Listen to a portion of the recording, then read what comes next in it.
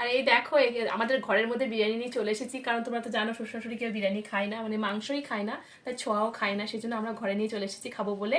আর আজকে 2 ধরনের বিরিয়ানি রয়েছে। আর্সেলান তো তোমরা জানোই, কৃষ্ণনগরের আর্সেলান অনেক পুরনো, আর তার মানে নতুন একটা হচ্ছে, সেটা হচ্ছে এই দেখো রয়্যাল বিরিয়ানি। আজকে নিয়ে আসলো রয়্যাল বিরিয়ানিটা, মাটন বিরিয়ানি রয়্যালটা একবার টেস্ট করে দেখবো কেমন। রয়্যাল বিরিয়ানিটাই ঢালি, এই এই দেখা যাক কেমন হয়। দেখি পিসটা দেখি, পিসটা বেশ ভালোই দিয়েছে। দেখো ডিম দিয়েছে, আর এখানে দিয়েছে আলু, পিস আলু, ডিম, আর হচ্ছে রাইসের সাথে স্যালাডও আছে। হ্যাঁ, রাইসের কোয়ান্টিটি খারাপ দেয়নি। আর এখানে আমি এবার একটা ঢালি আর্সেলান। হ্যাঁ, আর্সেলানের কোয়ান্টিটিও অনেক আছে।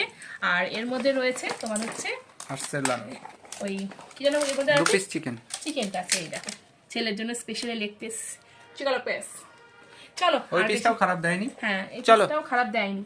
যাই হোক চলো খেয়ে নি, ঠান্ডা হয়ে গেলে তো ভালো কেমন লাগছে একটু দেখো তো, রয়্যালটা খেয়ে মুখে চেক করে দেখো। একটু মাটন নাও, দেখো মটনটা সফট আছে আছে। কিন্তু। আচ্ছা খেয়ে দেখো দেখো কেমন। ভালো। ওকে, রয়্যালের বিরিয়ানিটা কারণ আর্সেলান আগেও খেয়েছি। আচ্ছা ওকে বন্ধুরা, টাটা। চলো টাটা।